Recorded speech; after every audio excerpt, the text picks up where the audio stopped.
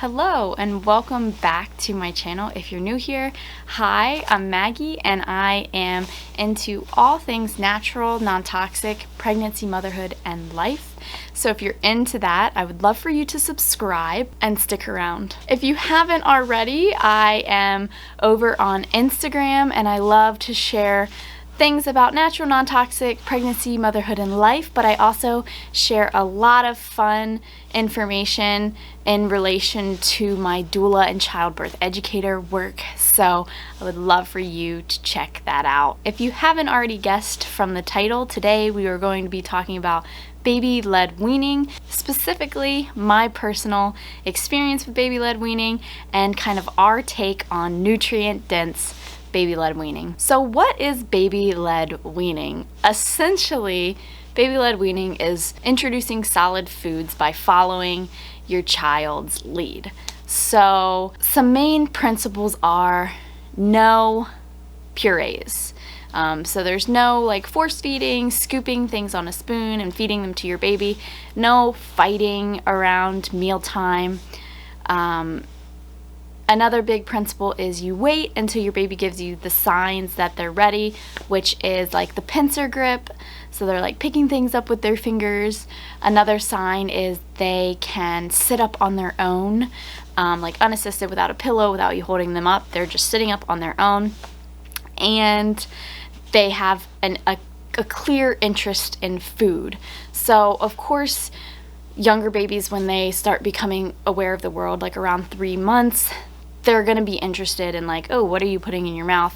But that isn't necessarily an interest in food. This is more that they're grabbing at food, putting food to their mouth and actually eating it and showing that, you know, they want to put the food in their mouth. That is like a clear interest in food. Another principle is you give them food that they can hold. So there's like specific sizes and ways to cut things so that the baby can hold it and feed themselves. So you're not feeding them using this method. Baby-led weaning is messy, which is a big turnoff for a lot of moms. They just don't want to clean up the mess. Personally, you know, we've been doing this since our son started eating. It is messier, but, you know, it becomes a habit to just clean up after mealtime. There is a book about baby-led weaning that I did read. It's recommended, you know, by like everybody who does baby-led weaning. It's like the baby-led weaning book.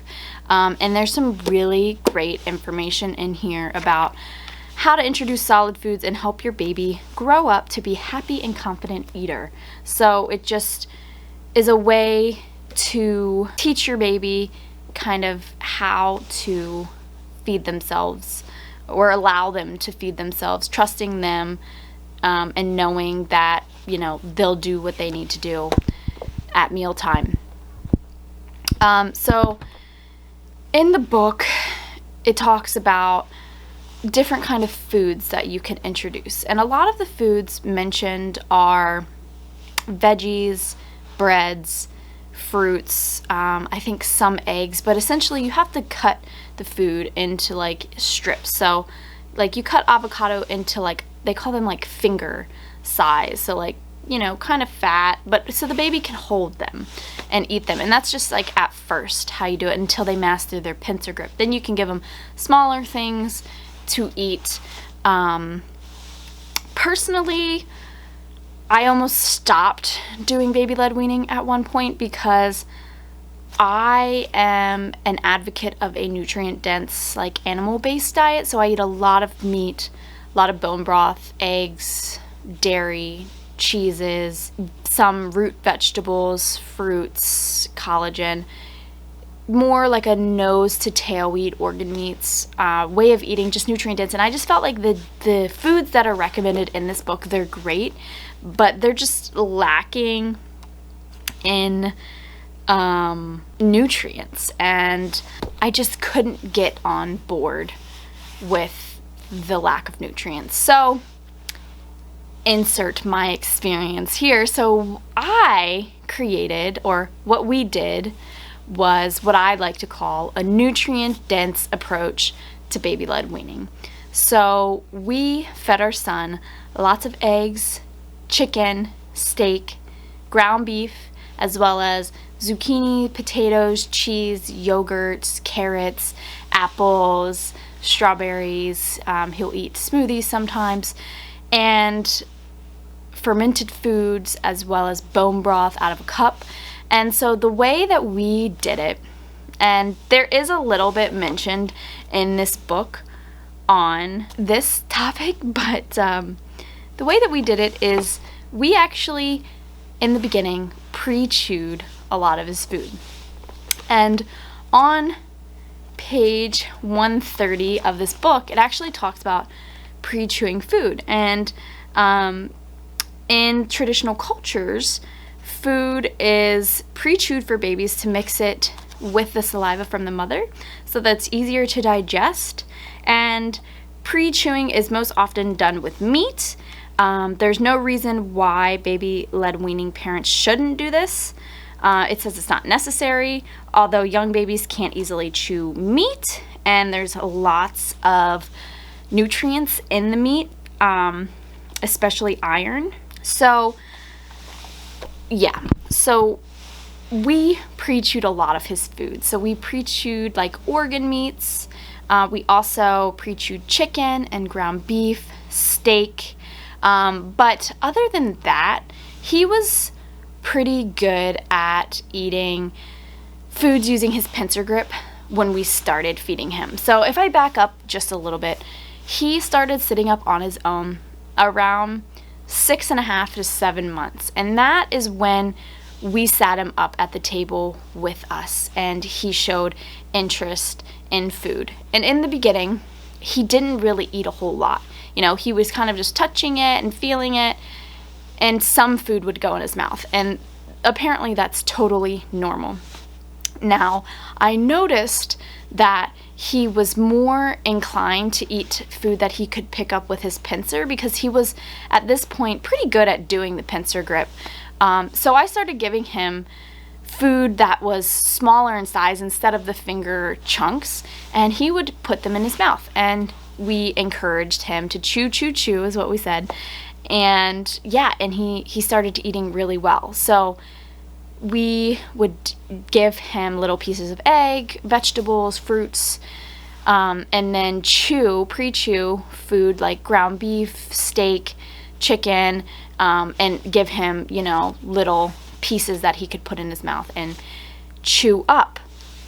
At this point, so he will be a year old in just a couple weeks, we do not pre-chew a lot of his food. Still pre-chew some steak sometimes, but if we have like a well-cooked chicken, we'll just give him chicken strips. Ground beef, we don't pre-chew. We don't pre-chew anything except really steak. And yeah, I just want to say, he is such a good eater. Everybody that sees him eats comments on how good of an eater he is. He really will eat anything that we put down in front of him. So it's incredible. He loves right now his favorite food, and I can't believe I'm saying this, but his favorite food is sauerkraut. Like, he loves sauerkraut, and he's open to trying things. You know, he will make faces sometimes, but it's really cool because I know that a lot of people do really struggle with feeding young children, and then because of the struggle, the kids grow up to be kind of picky eaters. But it's really cool that there's this method that kind of deters that from, you know, moves you away from that being the outcome. And like, it has worked really well for us. Like I said, we have kind of put our own spin on it, just in the pre-chewing and giving him smaller sizes sooner than is recommended, but it has worked really well for us. And I think that with anything in parenting, it's really all about finding what works best for you. So like, this book is great. There's a lot of great information in here. There is a lot of great on nutrition and how to get enough nutrients in your baby when they start eating solids. But I think at the same time, you have to do what you feel is right. And I knew that not feeding him protein or meats or bone broth or organ meats, I knew that that wasn't the route that I wanted to go. So at this point, you know, he eats 3 meals a day, and I have just started giving him a snack. He is still breastfeeding, probably 4 times during the day, maybe 2 or 3 at night. We don't put a lot of pressure around mealtime. He has learned some sign language, so he knows all done. He's learning more. But, you know, we really pay attention to how he's feeling, because I don't want him to ever feel that we're like forcing him to eat, because that can cause a negative relationship with food. So if he does eat like 2 bites of food at a meal and then says all done, I usually will offer him more food, maybe 1 or 2 more times. And if he continues to be all done or like throws the food on the floor, I'm like, okay, he clearly doesn't want the food, and we just remove him from the table. He's gotten a lot better about meal times and actually sitting there and eating the food, but I think it's important to, you know, take your baby's lead in this arena, because you don't want them to grow up and have an unhealthy relationship with food and feel like they have to eat everything on their plate before they get up from the table and cause eating disorders and things like that. And that's something that is really big with this style of eating, is just helping your child create a healthy relationship with food. So I love baby-led weaning. I specifically love how we have approached baby-led weaning. The book is a great resource if you want to check it out. There's a link in the description box. I'd love to know your thoughts on baby-led weaning, if you've done it, if you want to try it, or even your other methods of feeding your baby. Leave those in the comments below, and I'll be sure to check them out. And if you like this content, I'd love for you to give it a thumbs up, and I will see you all next time. Thanks for watching.